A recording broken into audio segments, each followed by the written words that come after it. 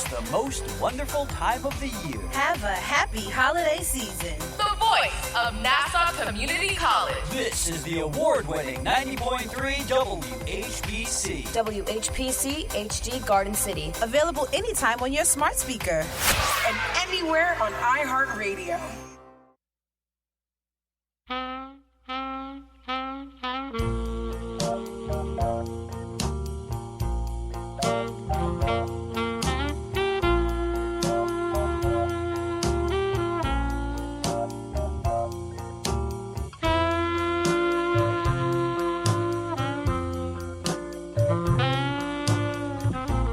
.3 WHPC, the voice of Nassau Community College. Welcome to From the Press Box. I'm Rob Leonard. Joining me, of course, is my brother and award-winning sports writer, Tim Leonard. And we should say we are part of the WHPC Sports Talk family. We're here every Monday, 9 a.m. to 10 a.m., but Sports Talk also airs Monday through Friday, 4 p.m. to 5 p.m., and Tuesdays at 10 p.m. right here on WHPC. If you want to give us a call, 516-572-7440. We're going to have Matthew Goodman on later. He is the author of The City Game. An outstanding book about the CCNY point-shaving scandal from the 1950s, brother. So, looking forward to talking to him. Yeah, we got to give the whole title because... If you must. It's how- kind of a long title. That's how they do books. It's all about search engine stuff. It's called officially The City Game, Triumph, Scandal, and a Legendary Basketball Team, written by Matthew Goodman. We'll have him on about 9:30ish to talk about how this happened. It's kind of interesting. Great book. It's some angry players. You know what? I'll tell you what real quick. What fascinated me about that book is hold on. 70 years later, a lot of college athletes are still. Of course. Nothing really changed. No, of course not. And it should have, but it didn't. So anyway, we're going to talk to Matthew about that. Let's start off with the big. I mean, there were several big stories this past week.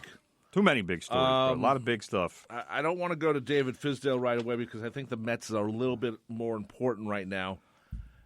Steve Cohen, who's one of the 5% owners of the Mets, along with people I believe like Seinfeld. And Bill Maher. He is reportedly in negotiations to purchase an 80% stake in the Mets from Fred Wilpon and Jeff Wilpon. Or as you like to call him, Jeffy. Little Jeffy. Or as, remember we met the usher back after the Springsteen show in 2003? Kind of. Remember what he called him? No. Mr. A.H. Wilpon. We had to spend hours trying to figure out No, H. I kind of figured that out pretty quick. But. Yeah, well, anyway, that was a great... I wish we had tape on that. That guy... Timmy and I, it was after the Springsteen show, one of the shows at Shea Stadium, of all places. And Timmy walks by and he goes, "Hey, I know you. You used to be one of the security guards down by the clubhouse." Because Timmy is a sports writer. And he goes, "That's right, I used to be. But it was Mr. A. Wilpon who moved me away." And he told us a story for like 15 minutes. See, that's me showing how I reach out to the people and how I make how you build relationships as a journalist. That's what you do. Well, and there's a guy, there's a perfect guy telling us stories, behind the scenes kind of stuff. And he had a great story about how Jeff Wilpon has no sense of humor, has nothing going on really, and he liked Fred. Fred seemed like a decent guy, but Jeff, it was a nasty thing he told us. Yeah, we can't go on the air with it because how do you talk about it? But it's something to know. Wow. And then past week, you started to hear weird stories about Jeff that he thinks he's smarter than he is, and because he ran the Cyclones like Trump. Yeah, but it's different. He ran the Cyclones, which was an automatic given that they were going to do as good as they did. Of course, you put a ballpark in Coney Island. Right. Yeah, you're gonna get people to come out. Yeah, so and really, attendance there should be higher than what it is. I mean, I'll say that. I went to a few games last year. Well, I think after 12 years or whatever, it's not the same passion. But they had seats after the first couple of years. You remember, there was 8,000 seats. It went up to 10 or 12 or something. Yeah, but those only get filled when. When Noah Syndergaard makes a rehab start. Sometimes, Staten Island, Brooklyn rivalry happens. But anyway. But they don't get those. Steve Cohen, He is a billionaire. He's reportedly mega billionaire. Mega billionaire, who's reportedly worth estimated $13 billion. He's a hedge fund manager. He bought a 4% share of the Mets back in 2012 for $20 million when the Mets really needed the money. That was the Madoff time when the Mets actually had to borrow money from Major League Baseball to make their payroll. And if they weren't liked by Bud Selig, that might not have happened. Look what happened to the Dodgers. They hated the owners there, and they made them sell. That's why. That's I hate to say it, but building relationships. That's another aspect of it. I'm sure Met fans would have rather that relationship wasn't there because then they would have gotten rid of Wilpon. Here's what the weird thing about this deal. Prospective deal, I should say, because Bloomberg is reporting. Well, this it hasn't happened yet. Yeah, it's not even close to happening. Everyone was already getting free agents already. Negotiations are happening. Believe me, this will not happen quickly. I heard another person, not at this radio station, already making a deal to sign Mookie Betts, 10 years, $350 million. That's absurd. Because Steve Cohen's coming in with all this money. Well, that's absurd, first of all. I said, was this guy an idiot? Well, let's put it this way.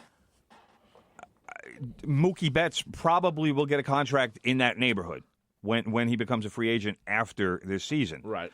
But who knows if the deal to sell will even be done by then. This is a complex deal.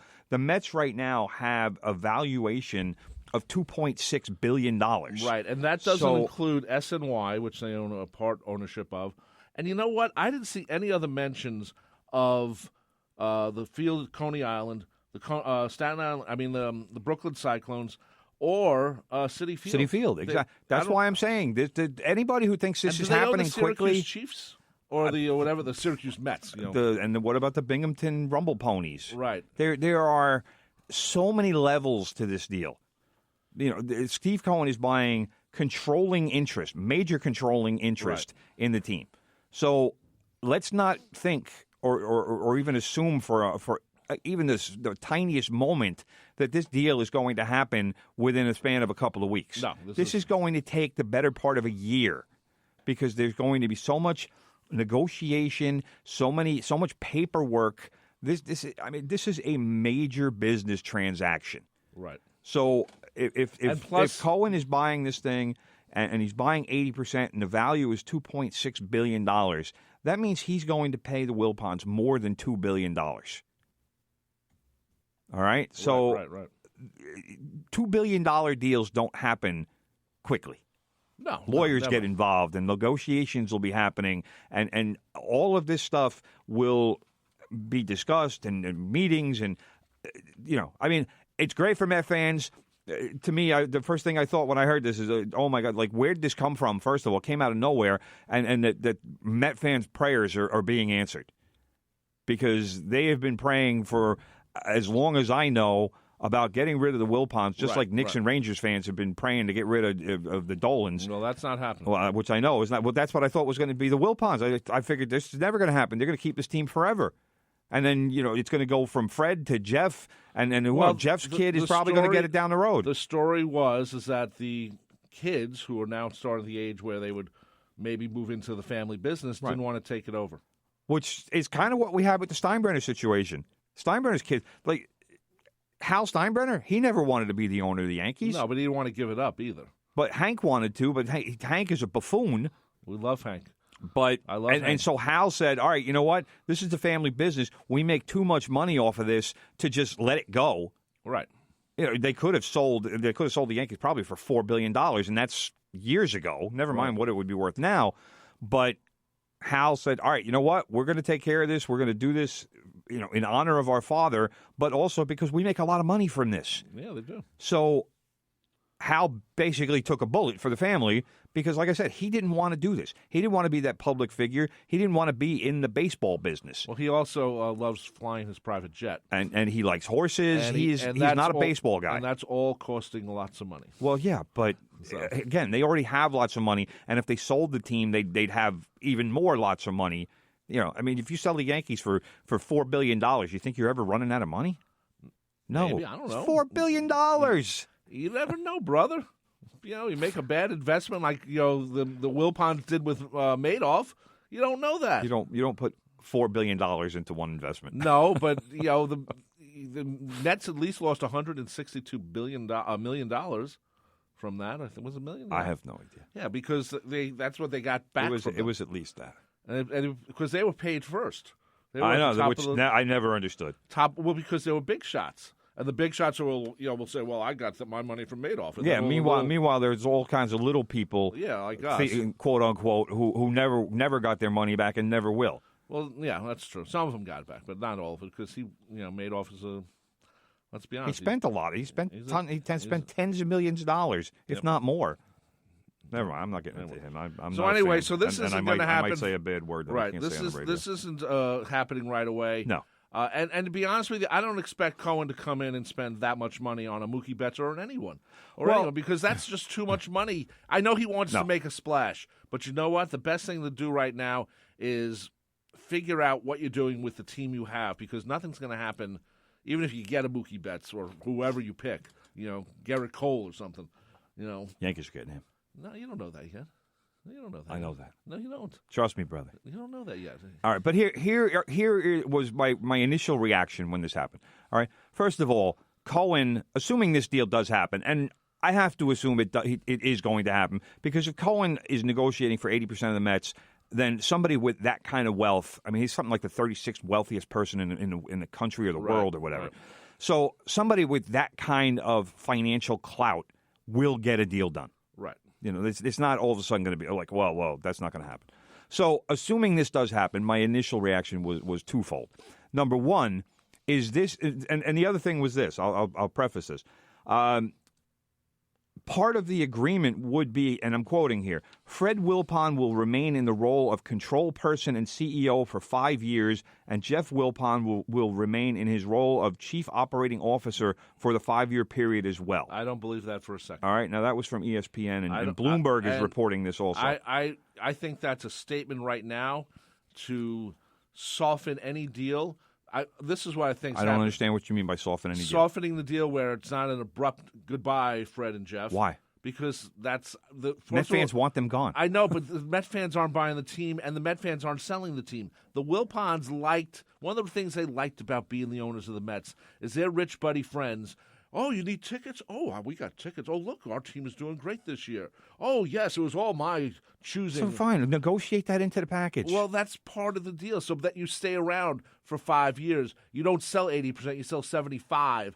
The Wilpons keep 5% for tax purposes. This isn't. You get a salary where you're an advisor. We don't know that they're selling their entire stake. They might not be. Well, if it doesn't say that they're selling all of their stake. If Cohen owns as a 5%er like Seinfeld and Bill Maher, that means there's one more thing. He can get tickets whenever he wants. Yeah, I know that, but it's part of the ownership. So they sold 20% to get some money back. A couple of years ago. Right. They sold little small chunks. Right. That's because they needed cash desperately. Right. So, you have to pay off those people. Who pays them off? Is it Steve Cohen? You don't pay them off because if they have to want to be paid off. Right, if Seinfeld decides he doesn't want to own a baseball team anymore, he'll turn around and say, "Hey, give me $20 million. You can have my 4% back." Right, but who pays it off? Because do the Wilpons pay it off so they can have a bigger percentage? There's a tax thing going on here too, brother. Yeah, I know, but it's whoever wants that stake. If the majority owner wants an even bigger stake, fine, he gives Seinfeld the $20 million. Right. So that's what it works. But my big question here is, Cohen's going to come in. I have to assume, and I think Met fans are praying again, that he will use the financial might that he has and finally turn the Mets into a big market club, which we all know they exist in New York, but they have never been a big market club. They've never been the Yankees or the Red Sox or the Dodgers or teams that are pushing that luxury tax every year and often going over it. And that hasn't happened. It's never happened with the Mets, as far as I know. Maybe once, but they are a team. They did it with David Wright's contract. That was a pretty big contract. It was big. It's one big contract. Well, that was Jacob the main deGrom thing. is a big contract. Right. I'm talking about several big contracts. That's what big market teams do. You're not scared off by $100 million contracts. because you know you need players like that to win. The Mets have been operating like a Midwestern small market team, like, oh, let's build a team with our farm system, which nowadays you kind of still have to do. You always had to do it, Tim. Well, You but know that's how you save some money the and core you four can was invest. built. The core four was built.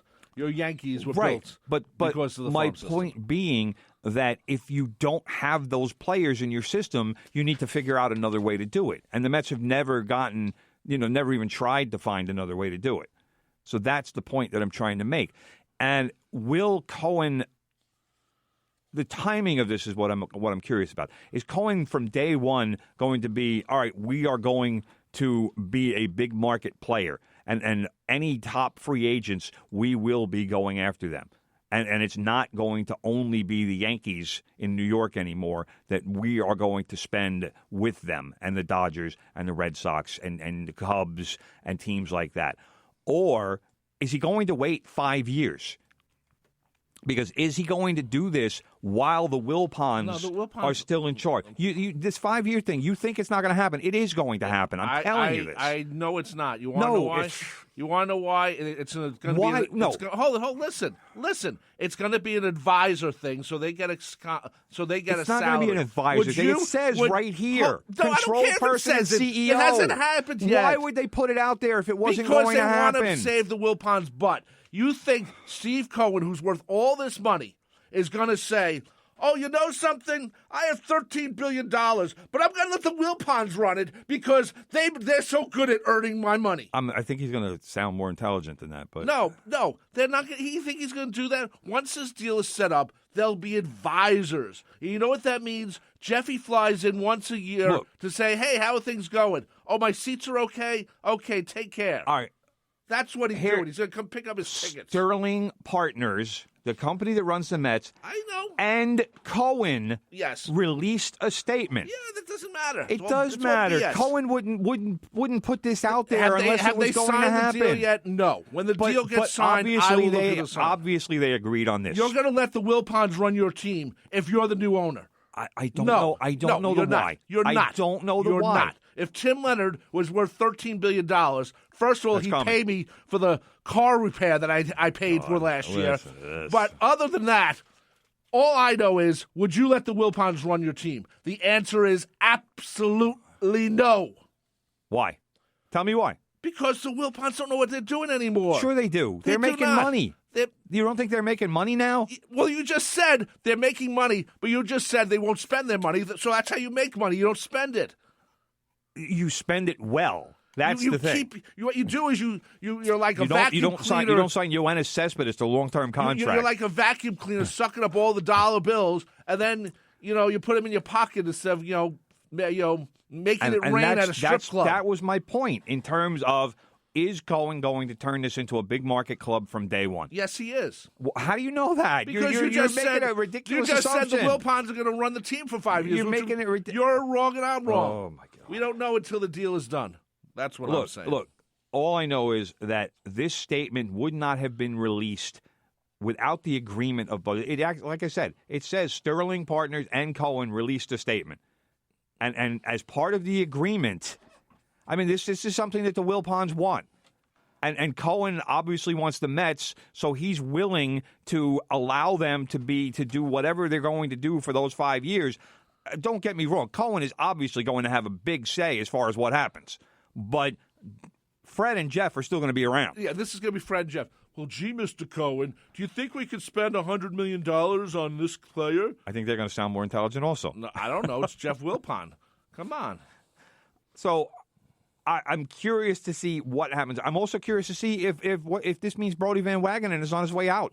He was hired to be basically a yes man for Fred and Jeff for the Wilpons. Out the door. So is Cohen going to say, you know what? I need my own guy. Thanks, Brody. Thanks for giving away 4 of our top prospects and getting basically nothing in return. I appreciate that, but we're gonna move on and find ourselves a real GM. So I'm curious to see what this means for the future of the Mets, and like I said, also what the time frame is on that, to see if this all happens the day the deal is done. If the Mets become a real serious big market team, or if it's going to take a few years. Because I could see it's going to depend on Cohen's ego. If he wants to be the guy, he might not implement this for 5 years, and then the Wilpons are out, and then you don't wait 5 years. Steinbrenner 2.0. You don't become a $13 billion man by waiting 5 years to finish your deal. Okay, I'm not talking about finishing the deal. You're not. I don't know why you're not understanding me. No, if the Wilpons are still around, that means the deal's not finished. Yes, it is. No, it's not. It is. It just means that they have taken this role, and that's part of the agreement. Like I said, would you allow the Wilpons to stay? If that was a condition that they wanted, for no? me, if obviously it's a deal breaker kind of a stipulation. You know what I say to the Wilpons? I have $13 billion. I'm not giving you anything. Go rot in hell. And they'll say, you know what? We'll just hang on to the team. Thank you very much. Take care. Bye. And then they're going to be hated even more. And so what? You just said they don't care. They do care. No, now they care. They're rich buddy friends when they're eating their finger sandwiches and drinking tea or whatever. Right. Okay? At the ballpark. Yeah, whatever. Anyway, we got to take a break. You're listening to From the Who knew the Mets sale would bring such drama to the show? I thought it would be a happy conversation. It was. I'm happy as hell. You know that? Yes, brother. Anyway, you're listening. Happy, brother. Yeah, I'm always happy, with you around all the time. 90.3 WHPC. Tim, your Twitter at Real Tim Leonard. Big news. Now trending. Holy okay, maybe I'm a bit excited. But the voice of Nassau Community College has been nominated to be the best radio station on Long Island in the Bethpage Long Island Awards. You can help us win the award by choosing to vote once a day, every day at bestoflongisland.com. Find us under Arts and Entertainment and click. Tell your friends and family that we're number one, numero uno, cream of the crop. You get the point. Thanks for voting and listening to 90.3 WHPC. I will fully admit that whole wheat bread is healthier than other breads, but there's a reason we have white bread. It tastes better, it has better texture, it's fluffier. Have you ever heard of a PB&J pumpernickel? There isn't even that much of a difference, except whole wheat has more fiber. It's healthier than white bread. I have just 3 words for you. Pastrami on rye. Drop the mic. Have you ever had rye bread? It's disgusting. It's coarse, it's hard to chew when they have seeds. Disgusting. Well, you've never had pastrami on rye, or you wouldn't be saying that. Guys, what are you arguing about bread? This is a political show. Join us on the Friendly Filibuster every Tuesday at 7 p.m. on the voice of Nassau Community College, 90.3 WHPC. This is the voice of Nassau Community College, 90.3 WHPC. Here at 90.3 WHPC, we hold ourselves to a higher standard. We endeavor to keep this show a family-friendly station. Therefore, we will not say the following words on the air. These words are sucker, motherfucker, ass. We will never say these words over the air. This has been a public service announcement on the voice of Nassau Community College, 90.3 WHPC.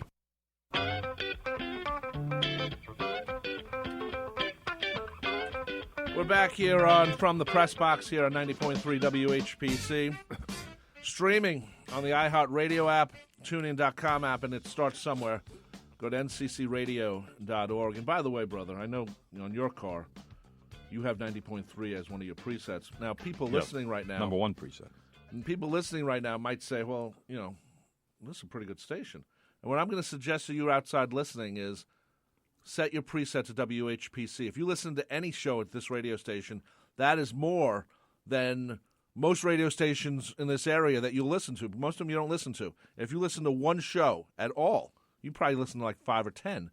You should have us as your preset. And if it's not, then what's wrong? Come on. Anyway, I'm Rob Leonard. He's Tim Leonard. We're going to have Matthew Goodman on in a couple of minutes. The City Game, Triumph, Scandal, and a legendary basketball team. That's his new book. Quality book. Anyway, brother, do we talk about the Hall of Fame of the Knicks? Because the Knicks, I don't know. I don't want to go into the Knicks. They go into the City Game because they're both connected. Madison Square Garden. City Game, as good a book as it is, it's kind of a little bit of a depressing subject because obviously there was some scandal and some crime and back in the 50s when seemingly I'll just say a lot of police were on the take, as the saying went. But Way to go. No, I will say. I wish the Knicks were on the take. Well, I will say this about the Knicks because there's so much to talk about and we don't have the time. But I will say this: Ron Artest as a choice for Knicks coach. Good Lord, would that be one of the greatest things ever in the Garden? Because he's been mentioned. He mentioned himself. Oh, I'm sorry. I don't think sure of it. I don't think the franchise took that seriously because would you really hire an insane man to be your coach? Actually, at this point, yes. I'll tell you what. Why that wouldn't be the worst idea is because the Knicks are going to lose. So why bring in a serious coach? Like, who's going to take this job? Somebody is going to have to be so desperate to be an NBA head coach to take the Knicks job, to immerse themselves in the dysfunction and just weirdness and just inability to get the job done that the Knicks franchise is. I say at the moment, but I should say really in the last 20 years. See, I was surprised about this. First of all, this happened after a practice. Yeah, I know that was the great thing when I heard that. Is that David Fizdale? He ran practice that day. It was Wednesday, I think it was, and after practice they fired him. Right, and then the other thing that we couldn't get somebody in to run practice today. Says, "Can you run practice?" And then you're done. My other thing is the Knicks and the Rangers and the Hartford Wolfpack and I don't know what other teams the MSG owns. Who cares? Well, top of Whatever. Who else? They're going to be a separate stock next year. That continues to go on. Okay. I don't know if this had anything to do with that, in the sense that firing Fizdale? Do you fire Fizdale now? So when the stock happens, people aren't saying, "Well, why is Fizdale still around? And how does this affect my stock?" No. I mean, the Knicks were already a publicly held company it had with nothing MSG, to do with it. but the teams they're splitting the apple again. So it's going to be the teams, the arenas, and the networks. You're barking up the wrong tree. And I should say I do own stock in MSG. So, but anyway, that is something I was thinking of. Do they do this now? So when this happens, the stock that it's not a focus. All right, bro. Let me tell you why this happened. All right, hurry up. Has nothing to do with stock. It might be. Here's my point. My point with the Knicks is this, and I'm kind of split on this whole Fizdale thing. First of all, for Fizdale, I'm glad he got a 4-year deal because he'll get paid. He'll get his money. It was as far as I remember, a 4-year, $22 million deal. Yep. So he's going to come out of this with a nice chunk of change, and good for him because he deserves it. The Knicks charity chain continues. And the only reason I say he deserves it is because of all the crap that he's had to put up with over the last year and a half. So in terms of, you can't blame David Fizdale for the Knicks being awful. That comes back to Scott Perry. It comes back to Steve Mills. And until the Knicks clean house from the top, this team is not going anywhere because there is not a single good free agent, a difference-making free agent who wants to come to this dysfunctional mess. And the Knicks can talk all they want about being a mecca of basketball and the Garden and history and lore and whatnot. Not one single game-changing free agent is coming to the New York Knicks. And we used to say it was New York and it was the tax system with Miami is a tax-free city and state, and Texas is the same way, so they could attract free agents. But obviously, Brooklyn got Kyrie Irving and Kevin Durant to come to New York. Sure. That excuse is out the window. Of course. So now it's exposed that it's because the Knicks are a completely dysfunctional organization. And well, so you know what I think this move also shows? That if the Brooklyn Nets do it right, they're going to own New York. They probably already should if they don't already. But here's the situation. I mean, New York's always going to be a Knicks town. As long as the Knicks are really bad, which they are right now. But you can't say it's always going to be a Knicks town because another decade of what we're seeing now. The reason I say that is because they still sell out. They still sell out their rich seats, and that's all they care about. Well, the problem with the Knicks, as they are constructed right now, is their best players are not even 21. R.J. Barrett, Kevin Knox, and Kevin Knox has kind of been frozen out a little bit by Fizdale, which I wasn't crazy about, and Mitchell Robinson. These are supposed to be their three cornerstones of the future. Right. And And all of these guys are young enough that they either could or should still be in college. So those guys are only going to do so well for you. Now, you could say, well, Tim, Luka Doncic, he's that age. Hey, Tim. Luka Doncic. Luka Doncic. Thank you, brother. What about him? He is a supreme talent. And before he got to the NBA, he was already playing against men in Europe. So he had that experience coming into the league. The Knicks roster is still a mess. What did they do in the offseason? They were talking about Kevin Durant. They were talking about Kyrie Irving. They were talking about all the big names. None of these guys came. Nope. They wound up with Julius Randle, who's a nice addition to a team that already has 2 or 3 stars. He would have been a nice supporting player for that. But instead, you're asking him to be a main guy, and you're asking kids to grow up in a hurry. Well, it doesn't work that way. So when your president and GM can't construct a decent roster, how do you expect a coach to do anything with it? Now, that being said, about 3 weeks ago, Perry and Mills, out of nowhere, came into a press conference and basically read Fizdale the Riot Act and said, look, we're losing too many games by 40 points. We're losing too many games where there doesn't seem to be any effort at all. We are not a consistent team in any way whatsoever, where we'll get a decent win here, like they won on the road against Dallas several weeks ago, and then and 2 nights later they played in the Garden and lost by 40. So we need to be a more consistent team.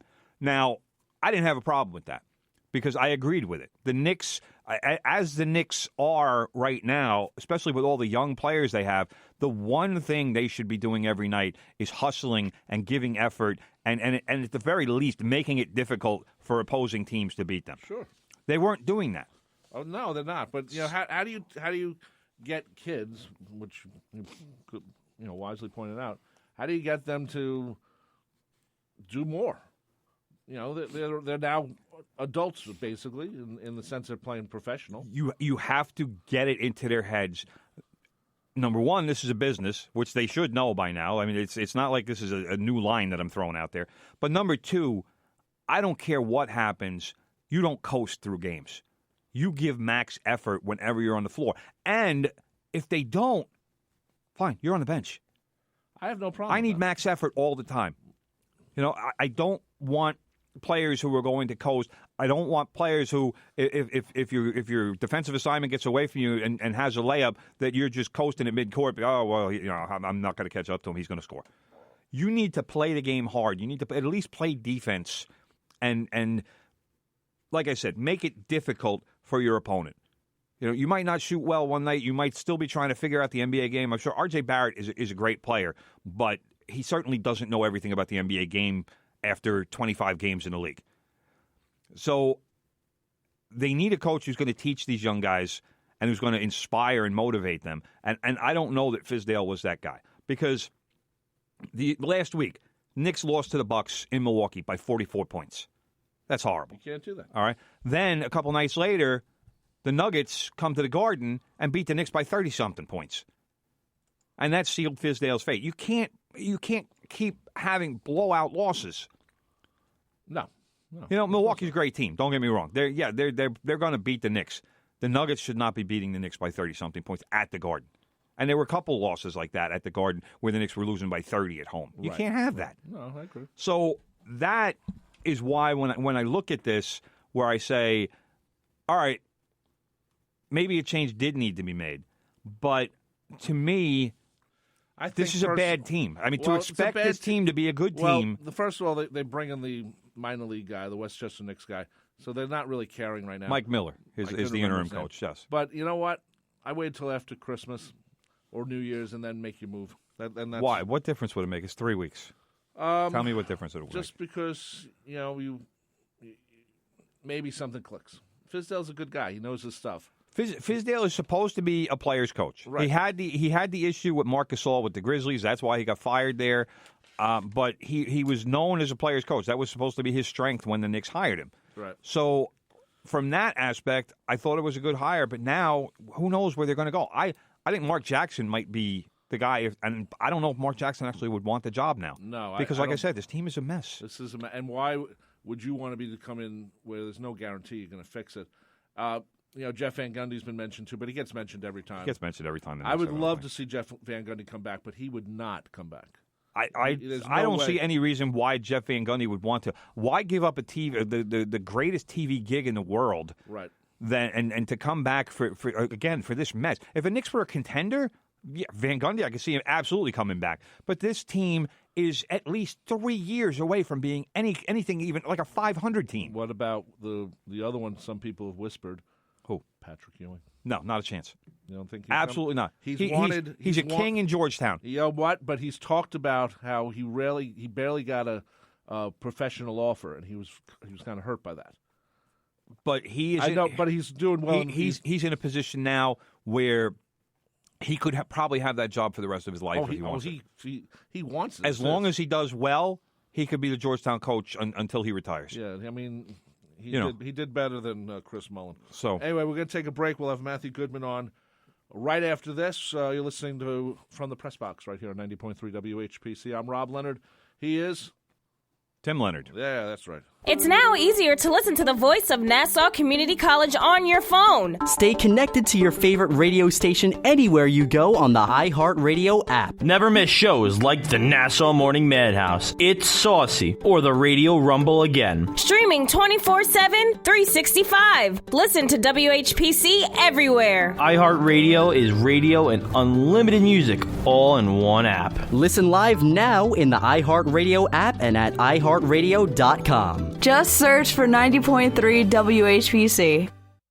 A Super Bowl champion, U.S. Congressman, publisher of Long Island Business News, award-winning authors, physical fitness life coach, and celebrities like Billy Crystal and Eddie Murphy. I had no idea so many awesome people got their start at Nassau Community College. Located on 225 acres in Garden City, Long Island, Nassau Community College, a member of the State University of New York System, has close to 20,000 students attend the school each year. The college mascot is Leo the Lion, and Lion Tales are his stories of the school's absolute best and brightest who have graduated over the past 50-plus years.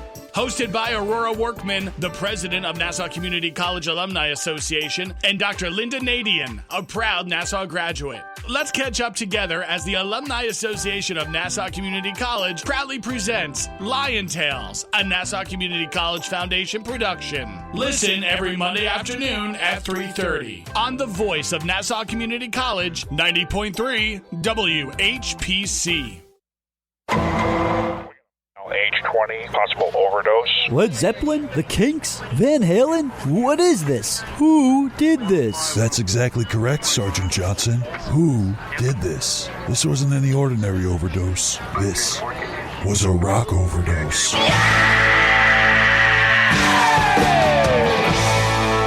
It's Rock Overdose, Tuesdays through Fridays at 2 p.m. on the voice of Nassau Community College, 90.3 WHPC. 90.3 WHPC, the voice of Nassau Community College. How you doing? This is Sports Talk. I'm Rob Leonard. He's Tim Leonard. We have Matthew Goodman on the phone with us. He is the author of The City Game, Triumph, Scandal, and a Legendary Basketball Team. Matthew, welcome to From the Press Box. Thanks for finally, we got you on. It was my fault last week. I messed up, but thank you for coming No on. problem, and good morning. Delighted to be with you. My first question, as with all authors, is why did you write this book? Right. Well, my father, I first heard about this story from my father, who had attended the City College of New York in the mid-'50s. So it's just a few years after the events described in the book. So growing up, I had this sort of a vague idea of what had happened, about this legendary basketball team and the triumph and the scandal. But I didn't really know that much about it. And when I began to discover the story, when I began to research in earnest, I found that it was really an even more interesting and complicated and rich subject than I had even imagined. So it just turned out to be a wonderful subject for a book. We should say it's about the City College of New York Beavers. They were the only team ever, and this is the only time it's ever going to happen, who were both the NIT champions and the NCAA tournament champions in the same year. Exactly. And the 1949-50 City College Beavers, as you mentioned, are the only team in history, and will be the only team in history, because it's no longer allowed, to win the so-called Grand Slam, to win both the NIT and the NCAA tournaments in the same year. In those days, the NIT was even more prestigious than the NCAA. So they were really a remarkable team who achieved unprecedented success, but they were remarkable in another way, too, which is part of what makes the book so interesting. Well, one of the things... I'm sorry. Yeah. No, you continue. You continue. Well, I was just going to say about the team that, we're talking about only 2 years after Jackie Robinson integrated baseball, and a time when the newly formed NBA had not a single black player in it. It had not integrated yet. The City College Beavers were a team comprising entirely minority players. Every member of the team was either Jewish or African American, and the head coach, the legendary Nat Holman, was Jewish. The assistant coach was Jewish. So they were really an extraordinary team in many ways. There's 2 chapters that don't have much to do with the basketball, but have the setup for what was going on during this time. First of all, you write a great chapter about what's happening on the campus of City College of New York and how it's this great melting pot of what you just mentioned. And then the other chapter just, it just sets what the book is all about. The other chapter was about how a lot of these players worked up in the Catskills at the resorts up there, and they were really there to play as basketball players, but they also were busboys too. Those 2 chapters really paint the time, and I was very impressed with those 2 chapters because they're setup chapters, but it really helps what this book is about. Yeah, well, that's very nice of you to say. I mean, one of the things that I loved about this book was that it allowed me to really create a portrait of a time and place. New York City in the middle years of the 20th century, in a way, kind of the glory years of the city. New York City really is a major character in the book.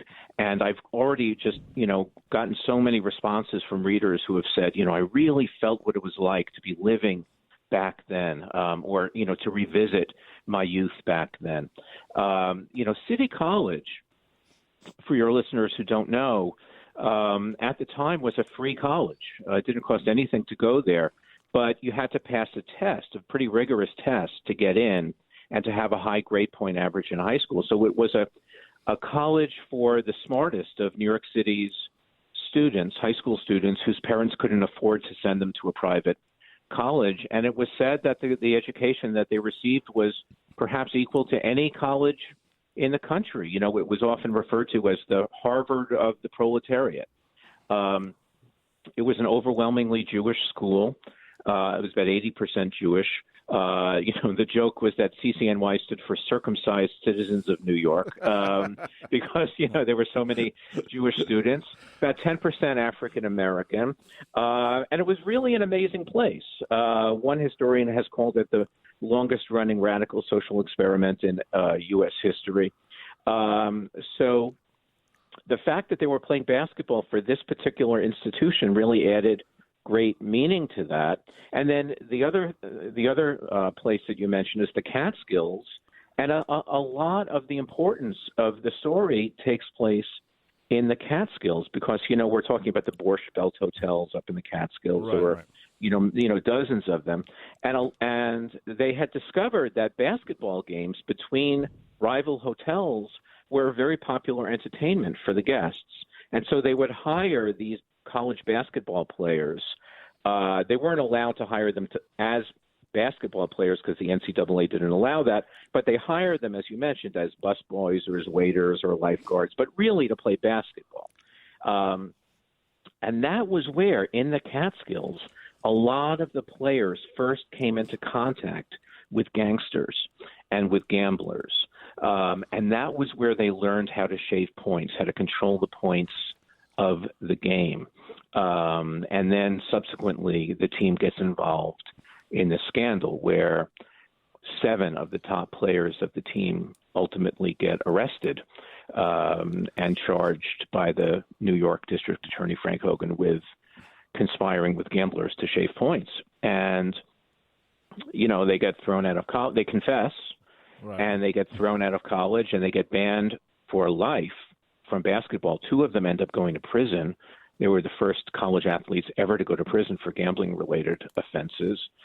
And they go, literally overnight from heroes to villains. Mm-hmm. And then they spend the rest of their lives kind of in the shadow of the scandal. But as I've discovered in the research for this book, it was really a far more complicated and interesting story than the newspaper headlines make out. The players in the public mind were seen as, just kind of greedy kids, corrupt kids, immoral kids who would sell out their schools, sell out their teammates for a few bucks. But the story was really a lot more complicated than that. Well, Matt, this is Tim Leonard.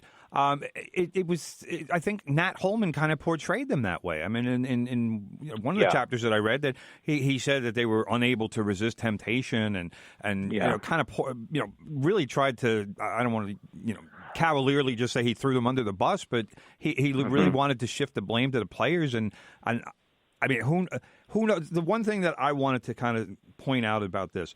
And it drew me to the scandal with Louisville and Rick Pitino a few years ago, where Pitino was sitting here and saying, well, I didn't know anything about this, and it had to be my assistant coaches or the players themselves.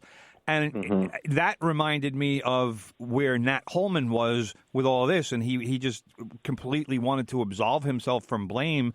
But you know what? It's your program. How do you not know what's going on? You're so right. You're so right about that. And, as I was writing this book, I was so struck by all of the contemporary resonance. We're writing about a story that happened now 70 years ago, almost 70 years ago, but it's still so relevant, even more so to what is going on today, and in so many ways. We mentioned that at the top of the show. One of the ways is that the way that the head coaches handled that, not just Nat Holman, but also Claire B. at Long Island University, all the head coaches. Right. They tried to maintain a position of what Richard Nixon in later years, would call plausible deniability. Right. They claimed they had no knowledge at all about what was going on. They were totally blindsided by it. But a lot of people at the time and later on said, how is it possible, as you did, that these guys, Nat Holman was known as Mr. Basketball. He had been playing and watching basketball his entire life. How is it possible that he didn't know what was going on? And as I indicate in the book, there's some reason to suspect that he did know what was going on, or at least may have suspected what was going on, and sort of turned a blind eye. He ended up kind of skating. He ended up keeping his position, and he was head coach at City College until he retired, and he's now in the Basketball Hall of Fame. Yep. It was his assistant coach, Bobby Sand, who the players loved, and who many of them felt was really their coach. He was the one who really took the blame for the scandal, and he was the one who was removed from the basketball team and kept out of the classroom for years. So it was really the guys at the bottom, as so often happens, the guys at the bottom of the totem pole who end up, bearing the burden of the scandal, and the guys up at the top, skate through. That was one of the things I wanted to ask. One of the questions that I had written down was, it seemed like it kind of went back and forth. Holman was found guilty and was going to be punished. Mm-hmm. Then, some power broker decides, all right, well, he's not guilty. And my basic question was, why was Bobby Sand scapegoated here? And were those voices of power just afraid to blame someone as popular and as well known as Nat Holman was back in the day? I think that's exactly what happened. Nat Holman had a lot of powerful and wealthy supporters behind him. He was really the face of City College, certainly of the City College athletic program. I mean, to this day, the gym at City College is the Nat Holman gym. He had a very good lawyer, an expensive lawyer. He had a defense team behind him that were many famous and wealthy individuals. And my suspicion is that strings were pulled. And though he was initially found guilty by a trial board, that decision got reversed. And he got his job back with full pay, and the suspended money was returned to him, and he kept on coaching. He kept on coaching right up until the end. That was not at all the case of what happened with Bobby Sand, and he would not return to coaching for almost about 20 years, right? Almost 20 years later. So, and it's a shame. He was really a wonderful guy. And, when I went into this book, I had no real opinion about Nat Holman. I had no real opinion about Bobby Sand. But, I was privileged to be able to interview all of the surviving members of the team for this book, the first time that's happened. And for the ones who have, passed, I spoke to their widows, I spoke to their children, friends and neighbors and so forth. And time after time, I heard the feelings of the players about Nat, that they felt that he was arrogant, that he was narcissistic, that he didn't really care about them, that he only cared about himself, and that it was really Bobby Sand who was in the gym teaching them stuff, who was taking care of them when they had a problem with a class or whatever it might be. It was Bobby Sand who they went to. He was a brilliant guy. He spoke 5 languages fluently. He had been a player at City College himself in his youth. He was the only Rhodes Scholar ever to play basketball for City College. My opinion about this kind of changed and developed over time as I was listening to the players tell me the real story, the inside story, the story that the fans didn't know about at the time. The fans didn't know that it was Bobby Sand on the bench who was calling the timeouts for the team, for instance, who would whisper into Nat's ear, Nat, now's the time to take a timeout. Bobby was a modest guy. He didn't feel that he needed to advertise that. But that's really what was going on, on the team. Matt, we're talking with Matthew Goodman. He is the author of The City Game, Triumph, Scandal, and a Legendary Basketball Team, a story about the 1949-1950 City College of New York Beavers. You will be in Lawrence on Thursday. Where will you be again in Lawrence? Yes. I'm happy to say I will be in your neck of the woods. I will be at Temple Israel of Lawrence on Thursday night at 7 in connection with the Jewish Sports History Association. I'll be doing a talk about the book and the signing. And it would be great if any of your listeners wanted to come out and say hello. How did all this start now? Where do the bookmakers say, okay, we're going to go to this person first, and then sort of, how does it get going?